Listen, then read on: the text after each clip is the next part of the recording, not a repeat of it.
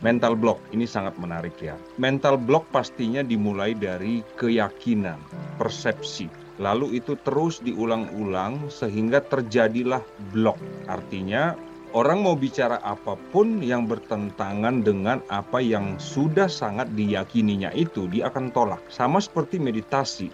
Kalau disajikan ke orang yang menyatakan meditasi itu tentang klinik, apapun yang kita ucapkan, apapun yang kita lakukan ke dia akan kayak main tenis meja, tinggal tang tung ya, tinggal dilempar-lempar itu semua. Nah, kenapa meditasi sangat powerful untuk mengatasi itu semua? Terutama dari apa yang kami sajikan di Rumah Sehat Nuswantara, yaitu cakra, hormon-hormonnya yang dirubah, tubuh spiritualnya yang dibenahi. Itu bukan tentang mistis, itu bukan klinik, tapi sangat ilmiah. Memang tidak semua orang mendapatkan anugerah, sama seperti tidak semua orang lihai bernyanyi, mahir bernyanyi. Tidak semua orang lihai memainkan senar gitar atau tuts piano. Ada keahlian-keahlian tertentu yang Tuhan, yang semesta berikan ke masing-masing kita. Contohnya ke saya, ternyata setelah saya dalami perjalanan saya dalam 3 tahun ini, saya bisa dengan mudah hanya lewat pikiran saya bicara ke energi, saya minta tolong ke Tuhan, saya bermohon ke Tuhan untuk membooster siapapun yang datang ke saya. Pada saat dia terhubung dengan saya, maka saya dalam niatan, dalam pikiran saya membenahi cakra-cakranya. Saya meminta ke Tuhan supaya energi dia curahkan ke orang tersebut. Tidak perlu datang ke saya, ke Bandung ataupun ke Jakarta. Cukup dia duduk di kamarnya atau di rumahnya sendiri. Mau dia di pedalaman, di pelosok mana, yang penting bisa berkomunikasi lewat telepon atau lewat chatting di WhatsApp. Sudah kami uji ke sekitar 2.000 orang di RSN.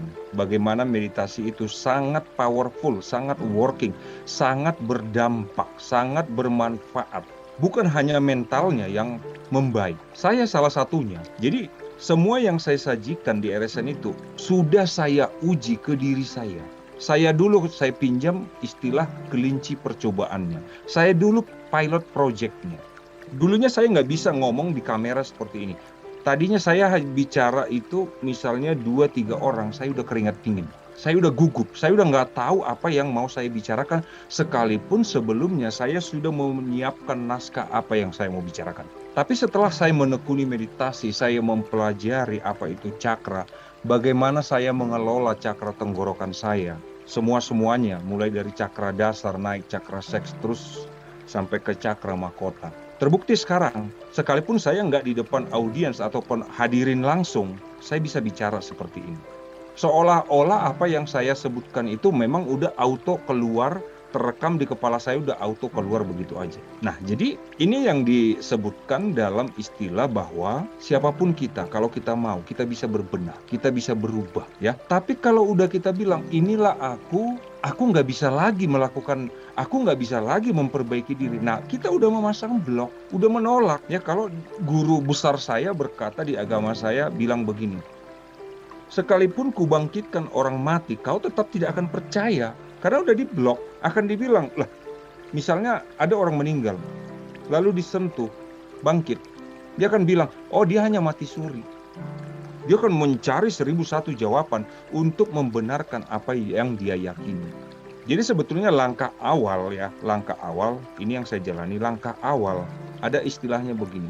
Makanan, ya analoginya makanan. Lihat, jangan langsung dinilai dulu.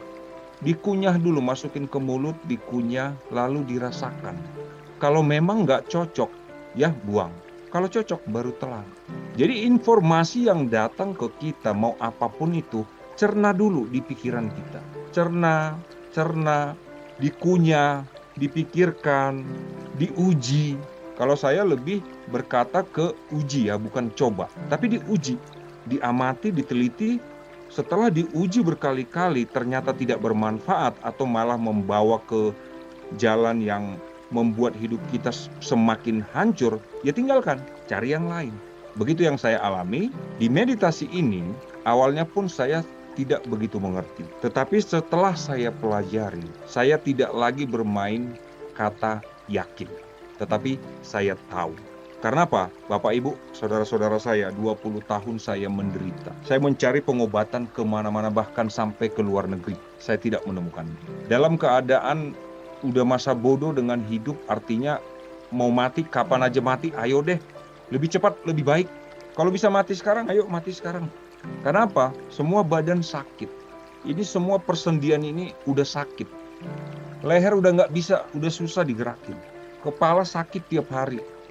Nggak ngapa-ngapain nih, betis pegel. Tenaga nggak ada. Istri cantik, seksi, tapi ya jarang digunakan. Jarang disentuh. Kasihan. Jadi saya berpikir, kapan ya aku mati ya? Kayaknya lebih cepat deh, lebih baik.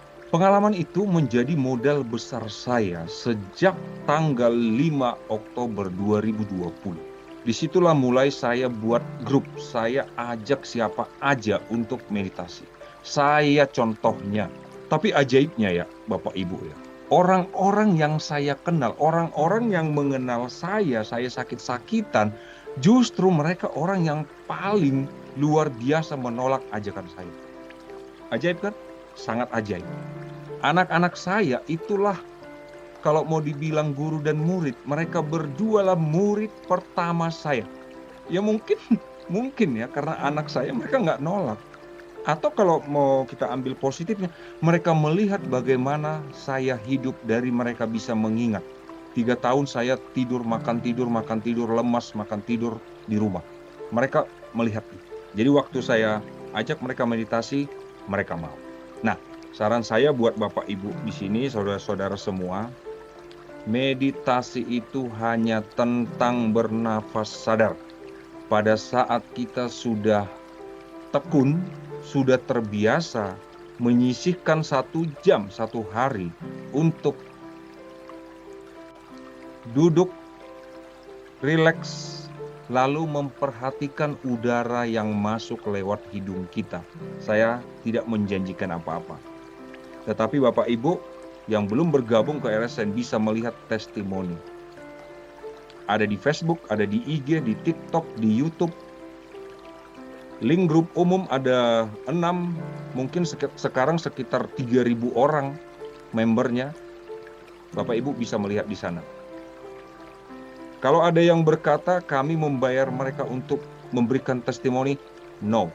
Mereka yang membayar saya untuk memandu mereka meditasi. Setelah itu apa yang terjadi?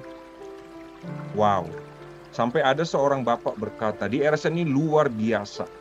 Bagaikan membeli Avanza dapat bonus Mercy. Biasanya kan beli Mercy dapat bonus Avanza. Ini terbalik. Memang RSN itu selalu terbalik. Terbaliknya itu bagus. Begitulah otak saya dari dulu. Orang memulai bisnis otaknya penuh ilmu dulu. Kalau saya enggak, memulai bisnis dapat ide, nanti ilmunya akan saya dapatkan. Tuhan akan memberikan ilmunya. Yang penting saya mulai dulu. Karena saya penganut dari ucapan Albert Einstein. Letak kecerdasan seseorang bukan pada ilmu pengetahuannya, tetapi pada kemampuan imajinasinya. Kenapa? Waktu kita mampu mengimajinasikan impian kita dengan detail, semesta memberikan mekanisme-mekanismenya. Begitulah cara Tuhan bekerja. Saat kita punya hasrat, punya keinginan, punya cita-cita yang kuat, Tuhan dengan segenap pasukannya akan memberikan berkat-berkatnya supaya kita mencapai impian kita itu.